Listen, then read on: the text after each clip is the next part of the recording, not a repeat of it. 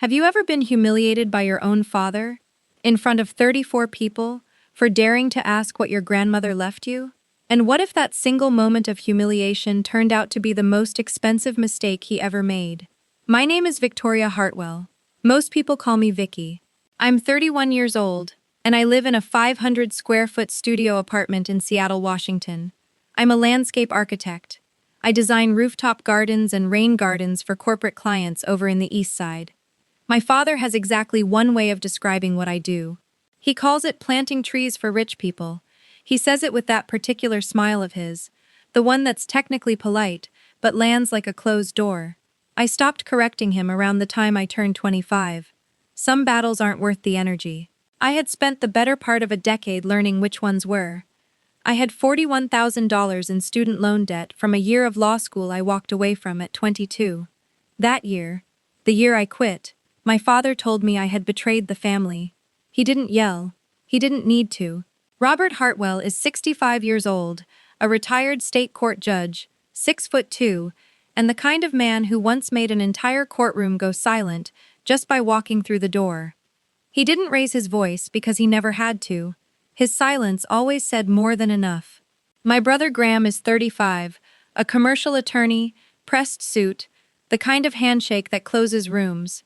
He and my father moved through the world as a unit, a wall, the kind of two-man formation that never needed to say anything out loud because everyone already understood the hierarchy. And then there was my mother, Carol, beautiful, composed, and quiet in a way that had always broken my heart a little. And then there was me, the daughter, the one my father once described at a dinner party as still finding her way. I existed in this family like a question mark that nobody bothered to answer. Every morning at 5 a.m., before the city woke up and before the voice in my head that sounds like my father had a chance to start talking, I sat at my drafting table and sketched. It was the only hour of the day that was entirely mine. I want you to hold on to that image, because everything I'm about to tell you started on one of those mornings, when my phone rang and my mother's voice came through thin as tissue paper. Last Thanksgiving, my father stood up at the head of the table in front of 34 relatives, extended family, cousins, people who had known me since I was in diapers, and pointed his finger at me like I was a defendant in his courtroom. All I had done was ask a simple question about what my grandmother had left behind in her will. That was enough. His voice filled the room the way it always did, deep and final, the voice of a man who had spent decades deciding other people's fates. "You're grounded," he said. "Go to your room, right now." 34 adults, and the room laughed. Not nervously, not politely, they laughed. The heat started in my chest and climbed to my face until I could feel my own pulse.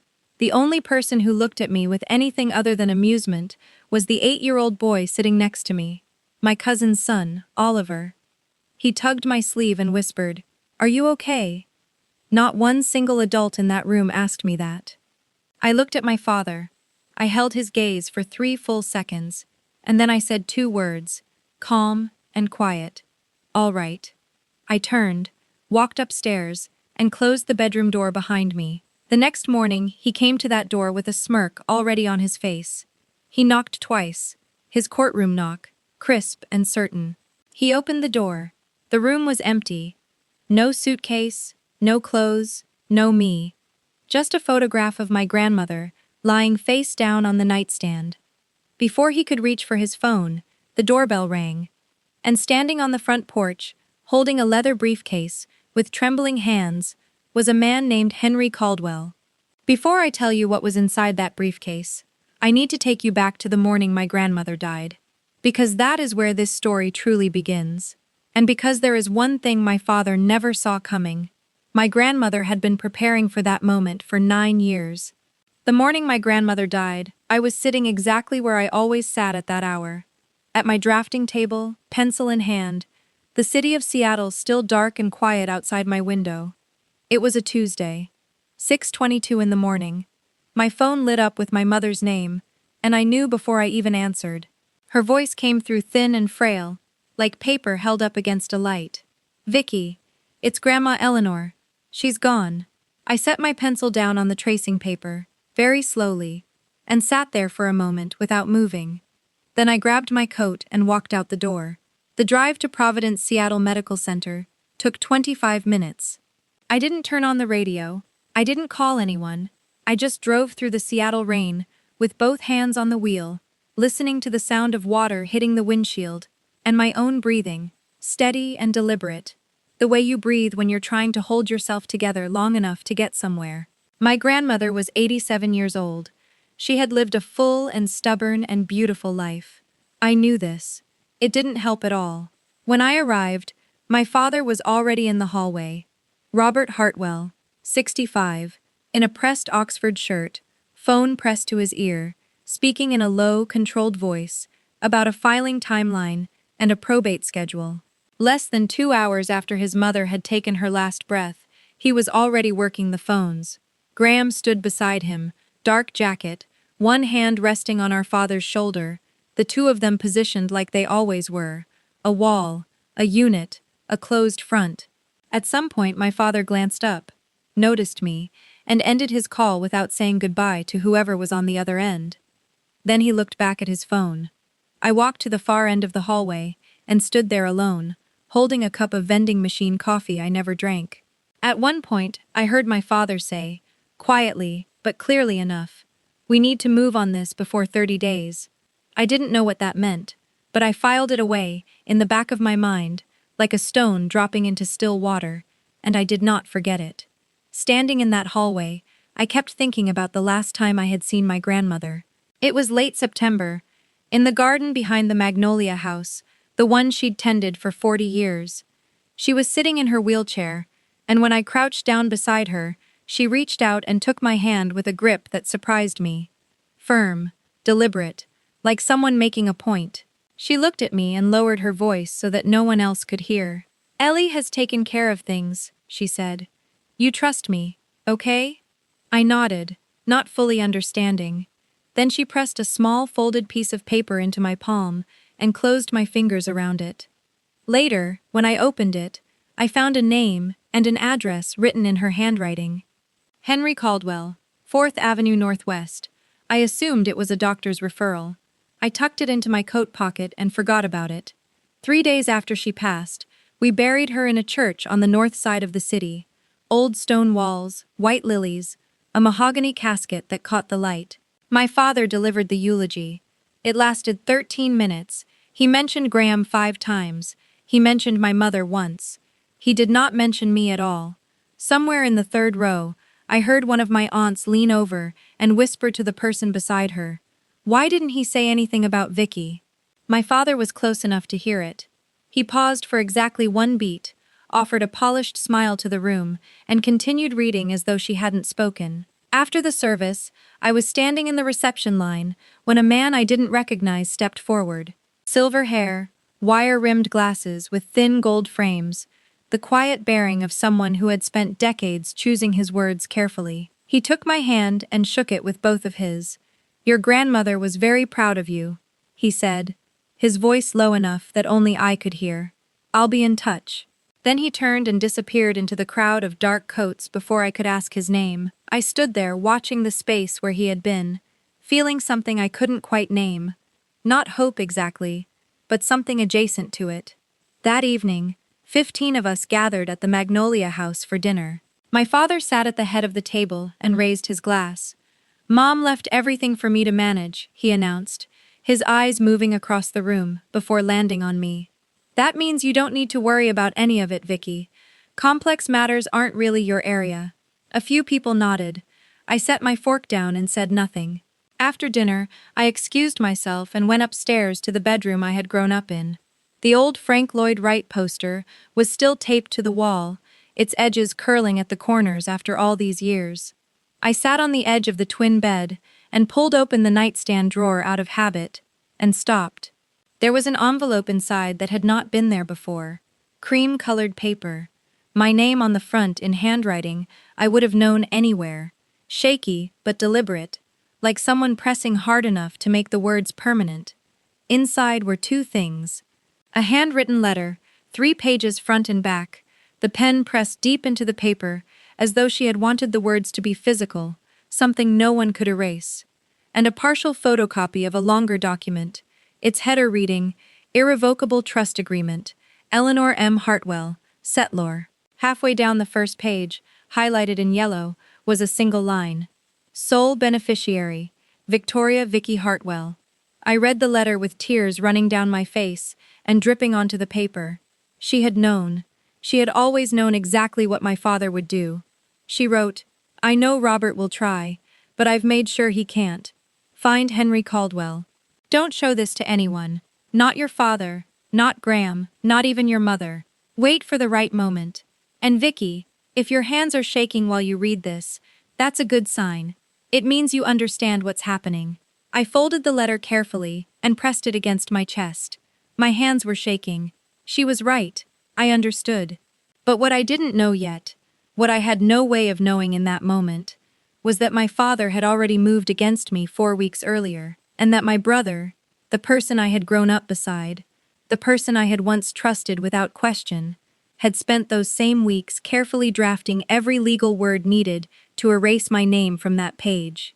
I drove back to Seattle the next morning without saying goodbye to anyone, and for the first time in weeks, I felt something other than grief. I felt the quiet, unsettling weight of knowing something important was coming, even if I couldn't yet see its shape. Back in my apartment, I sat down at my laptop and searched the name from my grandmother's note. Henry Caldwell, attorney, 4th Avenue Northwest, Seattle. Results came up immediately. A small solo practice specializing in estate planning and trust law. And there, in the headshot on the firm's website, was the silver-haired man from the funeral. Wire-rimmed glasses, gold frames, that same measured calm in his eyes. My finger hovered over the phone number for a long moment. I didn't call. Not yet. Because there was a part of me, the part my father had spent 31 years carefully training, that whispered, "What if your grandmother really was confused at the end? What if you call and find out there's nothing there? What if the one person who ever truly believed in you just didn't know what she was signing?" I wasn't ready to find out I was wrong about that. Not yet. So I turned back to my inbox to clear my head, and that is when I saw it. An email from Graham, forwarded to me by accident. The subject line read, "Trust Amendment, Draft V3. My stomach dropped before I even opened it. Inside was a chain of 9 messages between my brother and my father, spanning nearly 3 weeks. Graham had drafted a formal legal petition to the court, requesting a change of beneficiary on our grandmother's trust. The stated grounds were financial instability of the named beneficiary, meaning me, unstable career history, outstanding educational debt, insufficient fiduciary responsibility. My own brother had written those words about me in a legal document intended for a judge, but the line that made my vision blur wasn't the legal language. It was a casual note Graham had typed to my father near the bottom of the chain. "She won't fight it, Dad. She never fights anything. That's the beauty of it." And further up in the thread, a timestamp and a deadline. "We need this resolved before the court date on the 15th. After that, it's too late." I looked at my calendar. 19 days. I didn't move for a full minute. Then I took a breath, picked up my phone, and started taking screenshots. Every single message, every timestamp, every routing header. I uploaded everything to my cloud drive and copied it onto 2 separate USB drives, one hidden at my studio, one at home. Then I called my cousin Danny, the only person in the extended family I trusted without hesitation. I told him everything. His response was immediate. "Vicky, you need to call that lawyer today. Not tomorrow. Today." An hour later, my mother called. Her voice had that familiar thinness, the tone she used when she was delivering my father's decisions dressed up as invitations. "Your dad wants everyone home for Thanksgiving," she said softly. "He wants to make things right." I almost laughed. Instead, I said, "I'll be there, Mom." But not to make things right. The following morning, I walked into a small office on 4th Avenue Northwest. The walls were lined floor to ceiling with leather-bound legal volumes, worn and tabbed with years of use. A Persian rug covered the floor. A coffee mug had gone cold on the desk. Henry Caldwell rose to meet me, the same man from the funeral, same gold-framed glasses, same surgical precision in the way he chose his words. He told me my grandmother had hired him 20 years ago, and that 9 years ago, after a conversation that had deeply troubled her, she had asked him to establish an irrevocable trust, naming me as the sole beneficiary. He slid a document across the desk, original cream-colored paper, a notary's red seal from the state of Washington, Eleanor's signature in blue ink, steady and deliberate. $680,000, held in trust at Pacific Trust Bank. He told me that the same week she signed, her physician, Dr. Patricia Wynne, had conducted a full cognitive evaluation. My grandmother had scored in the 95th percentile for her age group. Then Caldwell told me my father had filed a petition 4 weeks earlier to change the beneficiary to Graham, and had informed the court he was unable to locate me, the person whose phone number and address he had possessed for years.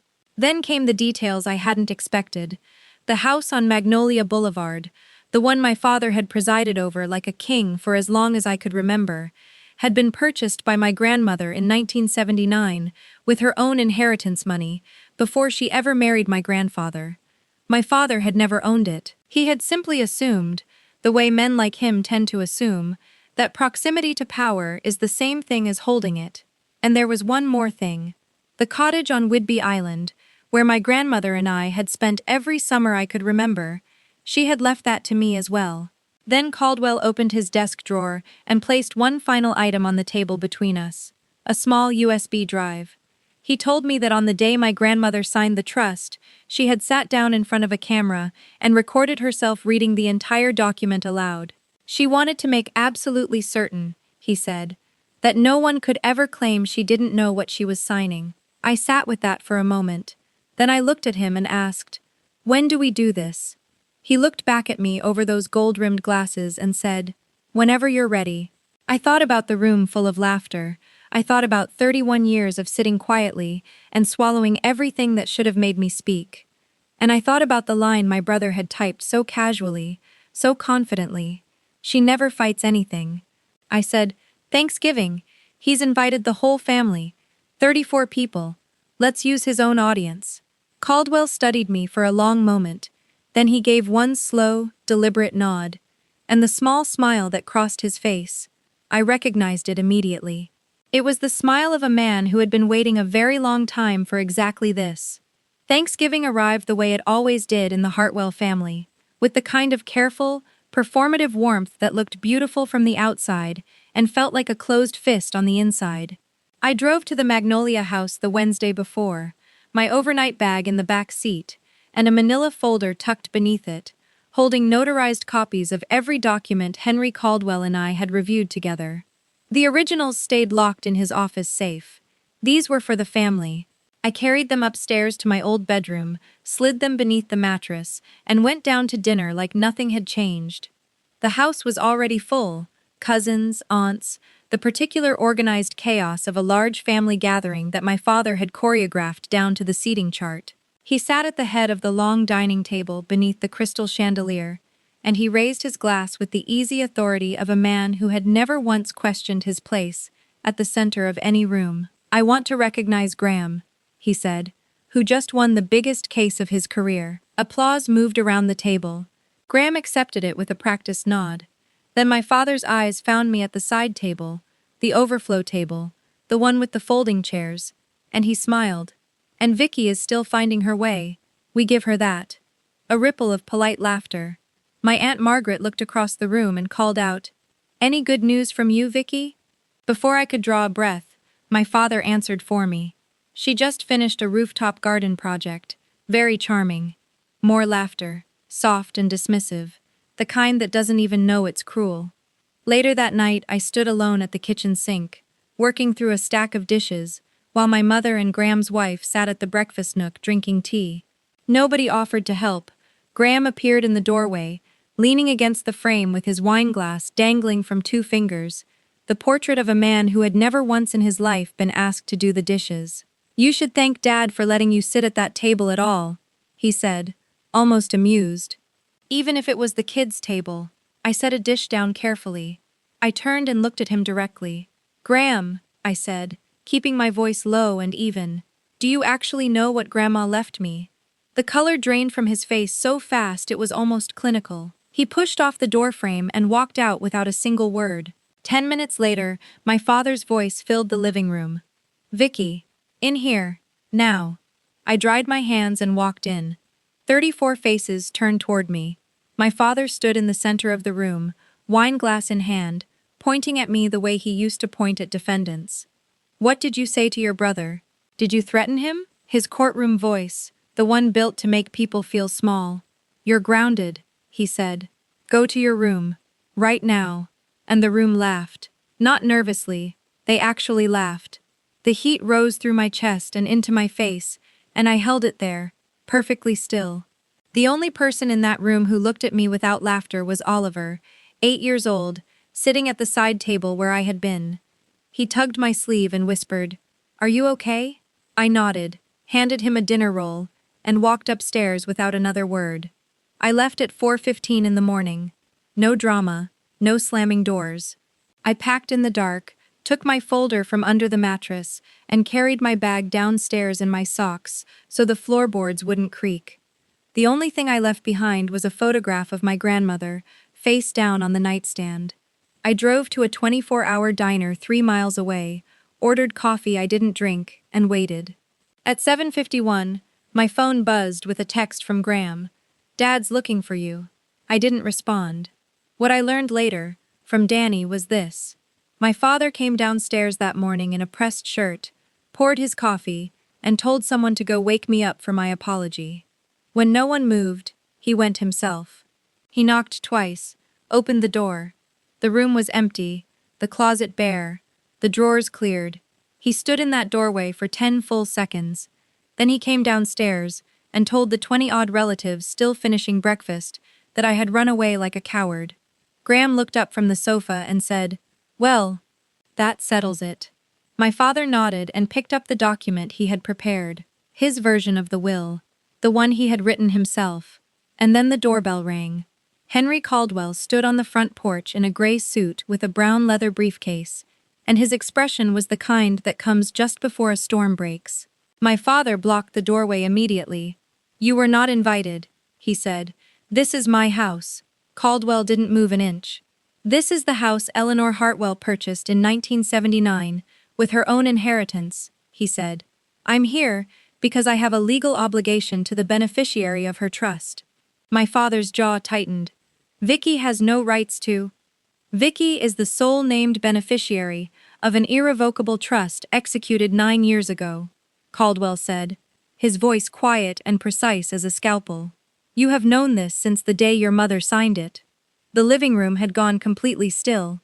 20 people stood with coffee cups halfway to their mouths, watching. My father lowered his voice to its most controlled register. "You are trespassing. I will call the police." Caldwell reached into his briefcase and produced a single document, holding it up with the calm of a man reading a weather forecast. "Please do," he said. "And when they arrive, I'll show them the petition you filed with the court 4 weeks ago, the one where you stated you were unable to locate the beneficiary who slept in this house last night." The room went absolutely silent. Somewhere near the back, someone set a coffee cup down on a saucer, and the small ceramic sound of it rang out like a bell. My father pointed at the door. "Get out of my house." Caldwell closed his briefcase, each clasp clicking into place with slow, deliberate intention. "I'll leave," he said. "I'll be back at 2 o'clock this afternoon for the estate reading you scheduled. I won't be coming alone."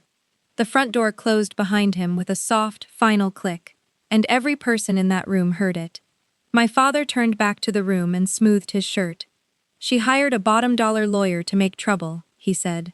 "This afternoon, everything will be clear." Graham had already opened his laptop. Danny, sitting across the room, watched Graham's fingers moving quickly across the keyboard. Deleting. He slipped outside and texted me. "Graham is deleting the emails right now. You have backup?"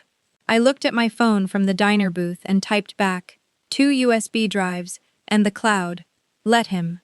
The next 5 hours inside that house were described to me later as the particular silence of people who know something has broken but cannot yet name what it is.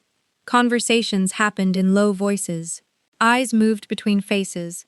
My Aunt Margaret pulled my mother into the hallway at one point and asked her quietly if she knew what was actually going on. My mother looked at the floor and said she didn't know anything about the finances. She never had. Margaret looked at her for a long moment and said nothing at all. That silence said everything. In his study, my father made phone calls, one after another, each one louder than the last, and then quieter, the way a man sounds when he realizes no one is picking up. It was the Friday after Thanksgiving. Every attorney's office in Seattle was closed.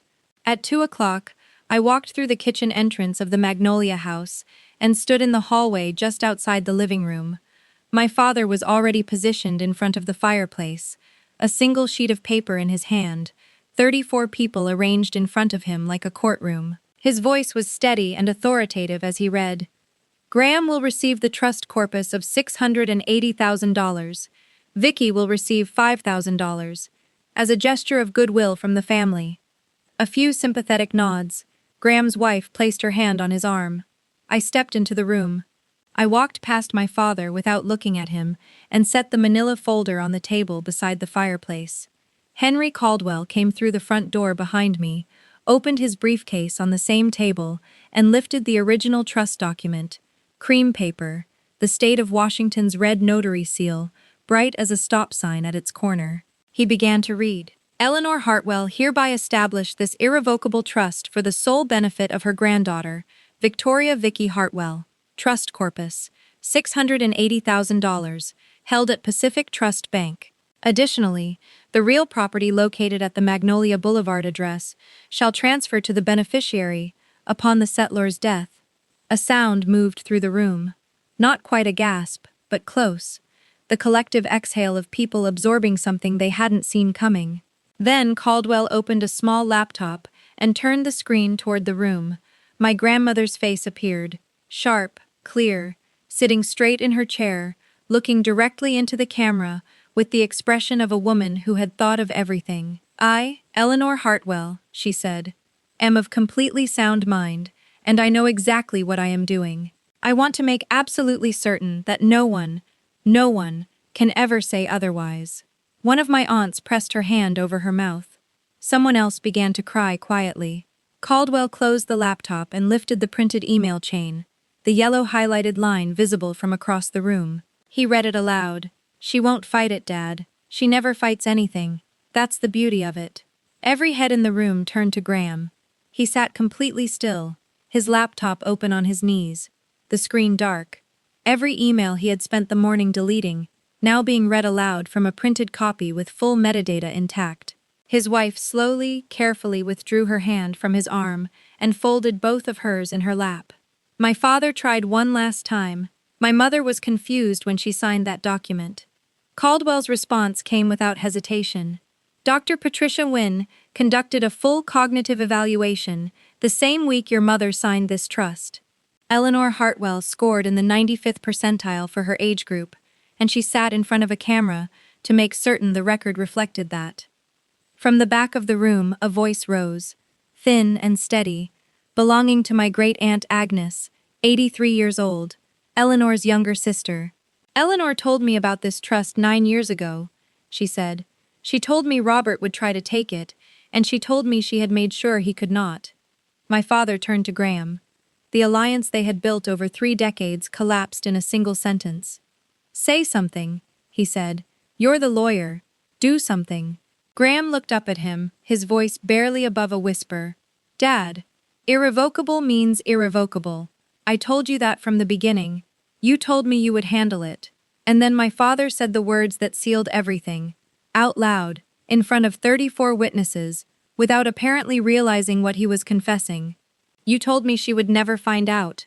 The room went still in a way I had never experienced before. Not the polite silence of a family gathering, but the absolute atmospheric silence of people understanding they have just witnessed something that cannot be undone. The wine glass slipped from my father's hand.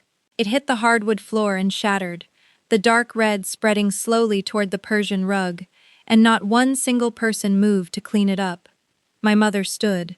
Her face was wet, her hands trembling, but her voice, when it came, did not break. "Robert," she said, "you owe her an apology. You have owed her one her entire life." My father looked around the room, 34 faces, and not one of them looking back at him with the deference he had spent his whole life collecting. He turned and walked into his study. The door closed behind him. 34 people, 47 minutes. 31 years of silence, answered. But that was not the last thing my grandmother left me. In the days that followed, the Hartwell family rearranged itself the way things do after an earthquake. Not all at once, but in quiet, permanent shifts that you only fully understand when you look back later. The Monday after Thanksgiving, Henry Caldwell filed 3 documents with the King County Superior Court: a petition to remove Robert Hartwell as trustee, a request to appoint Caldwell as interim trustee, and a formal complaint to the Washington State Bar regarding Graham's conduct. The court granted the trustee removal within 3 weeks. My father did not contest it.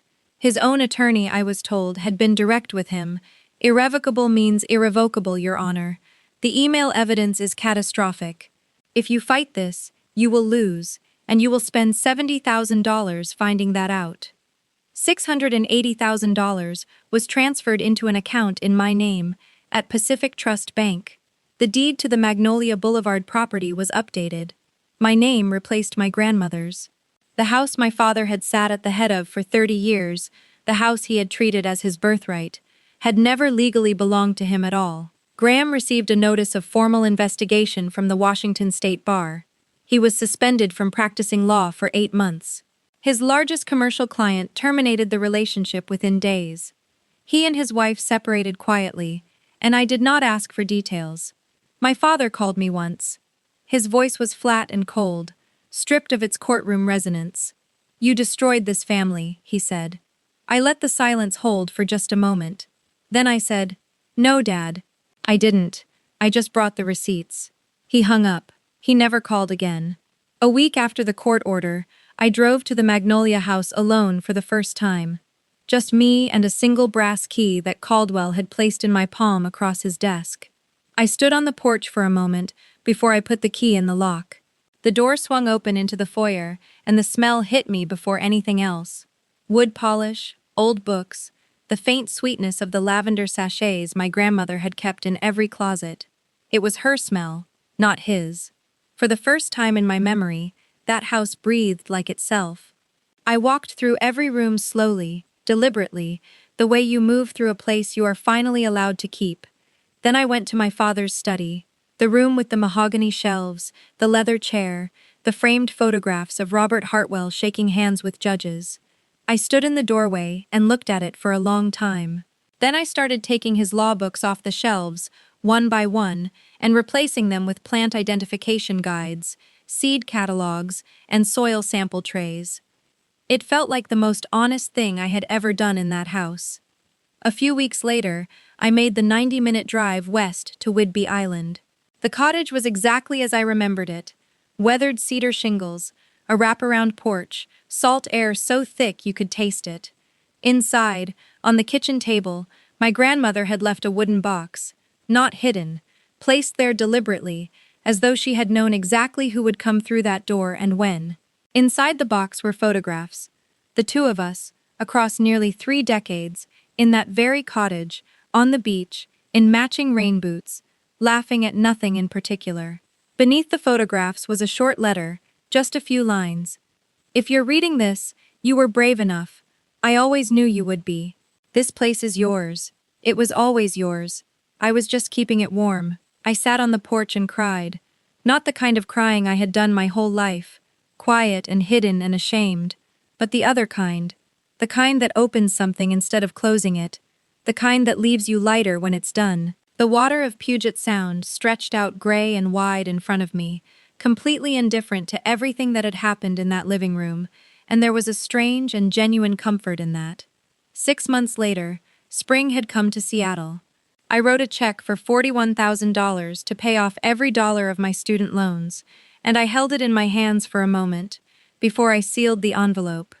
It was the most satisfying thing I had ever signed my name to. I opened a small studio space in Capitol Hill and put a new name on the door. Hartwell Landscape Design. My grandmother's name, my name now. Danny came by on weekends to help with the Magnolia garden. My Aunt Margaret called every Sunday morning at 9 o'clock sharp. Just to talk, she always said. And then we would talk for an hour. My mother came to visit on a Thursday afternoon in April. The first time she had ever entered that house without my father beside her. We didn't say much.